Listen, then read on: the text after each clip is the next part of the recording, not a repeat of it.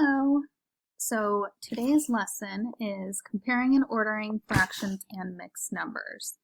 So I'm actually going to teach you two different ways in which you can do this. So the first one is you have to find a common denominator. So let's say we have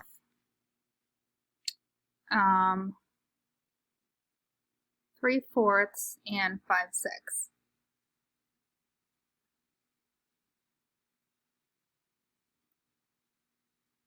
Okay, when it says comparing and ordering, it's basically doing like greater than or less than. So in order to do this, you're going to have to find, first way you can find a multiple that is the same of these two numbers. So the way you find multiples is,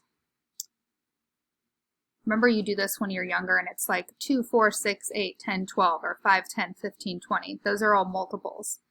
So you do 4 times 2, 8, 4 times 3, 12, 4 times 4 is 16, 4 times 5, 20, and then you can keep going.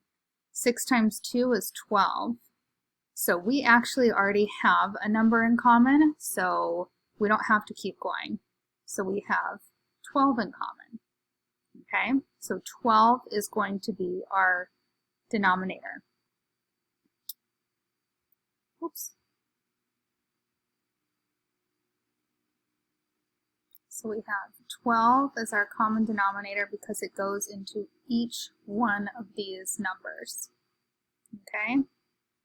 So in order to find what the numerator would be, you do remember our rule, whatever you do on the bottom, so 4 times 3 would be 12, you must do on the top. So you'd have 9/12 over here. So here, 6 times 2 would equal 12. So whatever you do on the bottom, you must do on the top. So it would be 10/12. So because 10/12 is greater than 9/12, we are going to do the alligator eating this side. Okay? So I always do it below because then I can line up the sign and then I know where it's going to be up here. Okay? Let's do another one. All right. I'm going to look at, oh, and then sometimes you have like number 1 on page 224 has 3/5 and 4/5. Now, if you already have a denominator that's in common, you can just go by the numerator. So you know 4 is going to be greater than 3. But one thing that is really important is you do have to have a common denominator in order for you to be able to figure out the problem. So number 2 says 1/4 and 2/3. Okay, so again, come over here and I'll find my multiple. So 4 times 2 is 8, 4 times 3 is 12, 4 times 4 is 16. So these are all multiples. Okay, then we have 3. 3 times 3 is 9. Then I ask myself, do I have anything in common yet? Which we do not, so you have to keep going. 3 times 2 would be 6. 3 times 3, 9. 3 times 4, 12. Okay, so now we do have 1 in common, and actually it's 12 again. So our common denominator is going to be 12. Okay, so again, you have to figure out what number that you multiplied to get that. So here we did 4 times 3, which would be 12. Whatever you do on the bottom, you must do on the top. So 3/12. Here, 3 times 4 equals 12. So whatever you do on the bottom, you must do on the top. So now that we have a common denominator, okay, we can figure out which one is greater than. Okay? So that is one way.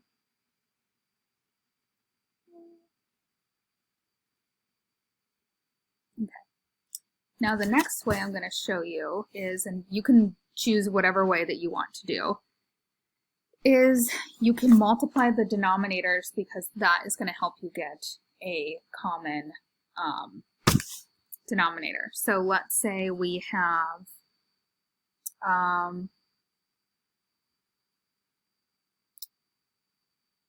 just going to make one up.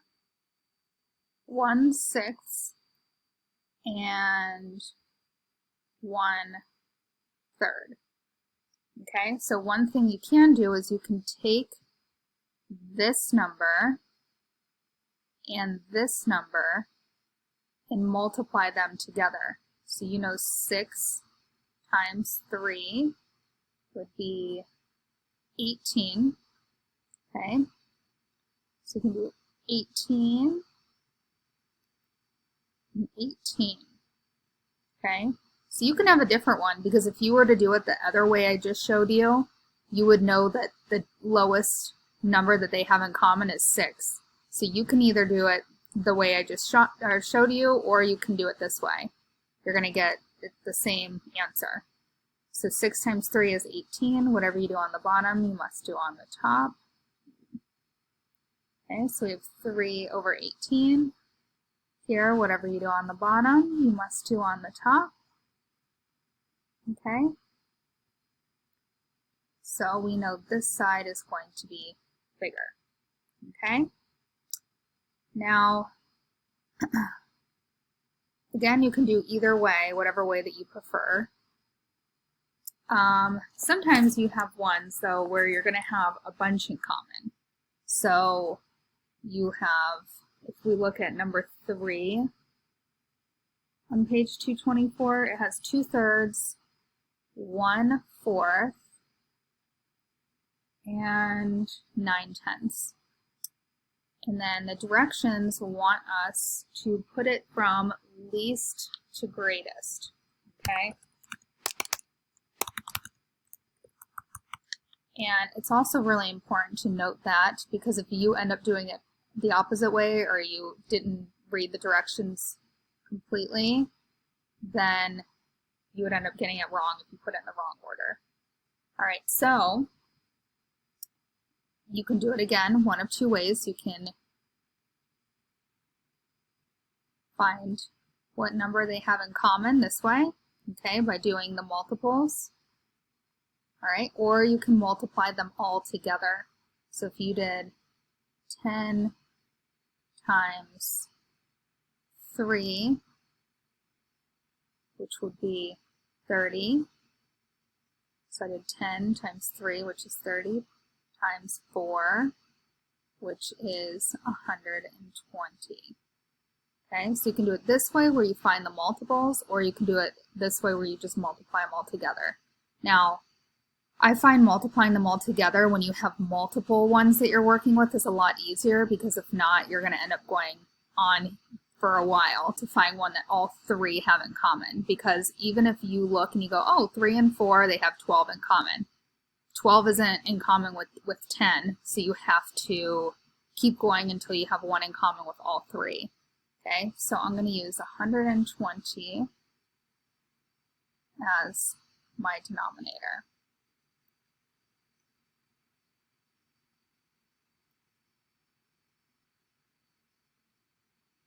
Okay, so 3 times 40 equals 120. Whatever you do on the bottom, you must do on the top.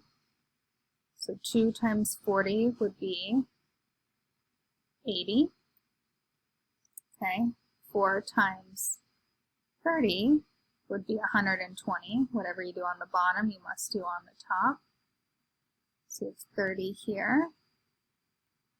And then 10 times 12 would be 120. Whatever you do on the bottom, you must do on the top. So you have 108. Okay? So now, if we were to order these,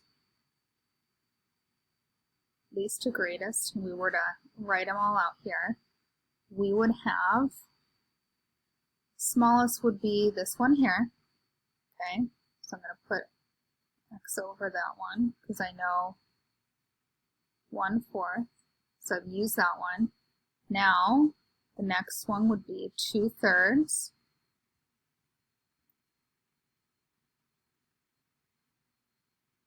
And then your last one would be 9/10. Okay? So that would be how we'd find those in order. All right? Let's do, oh, and then we'll do one with mixed numbers. Okay. Let's look at number 4.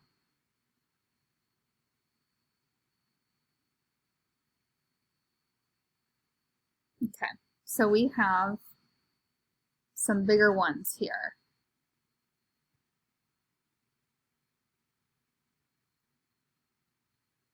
We have 1 2/3,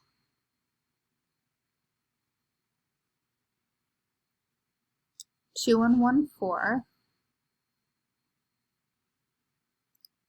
and then we also have 1 9/10. Now again, we're doing least to greatest. Now, the cool thing about this one is this number we know is going to be the biggest because it already has a 2 here. So we actually can already take this number and just know it's going to be the biggest. Okay, so you don't even have to worry about that one. Now we do have 2 here, which we need to find which one is bigger. So if I take their denominators, okay, you don't have to make it into an improper fraction or anything. You can just use it how they are. So if you even multiply these 2 together, you would get 30. Okay, so 3 times 10 would be 30. Whatever you do on the bottom, you must do on the top. Okay. So we have 1 20 over 30, and then here, whatever you do on the bottom, you must do on the top. So you have 1 27 over 30. So we know that the number that's going to come first is actually going to be this one here, because it's the smallest. So 1 2/3.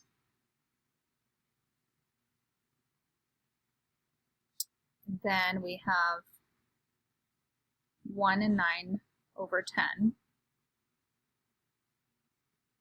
And then our 2 1/4. Okay? And then I'm going to I'll do one more the other way too, so that way you have that. All right, let's see.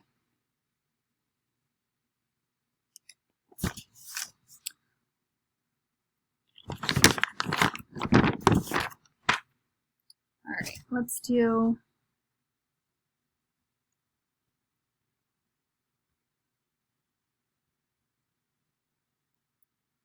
we're going to do 6, let's do 2/3 and 1/6. Okay, so 2/3, 1/6. Okay, so again, you can do it either way. So this way, 3 times 2 is 6, 3 times 3 is 9, 3 times 4 is 12. Okay, and then we have 6, which we know is already what they have in common. So I'm going to do 6. Now, if you decided to multiply the denominators, that's fine too. If you did 3 times 6, your denominator here would be 18. So 3 times 2 is 6. Whatever you do on the bottom, you must do on the top. So we have 4 6. Here would just be times 1. And you'd have 1 here. So we know 2/3 is greater than 1/6. All right, well, that is all the time that I have because I've reached my max of 15 minutes. But if you have any questions, I'll be on today as well. And feel free to ask me any questions, or I can set up a Zoom conference in Mrs. Barron, or I can help you. Have a great day. Miss you guys. Bye.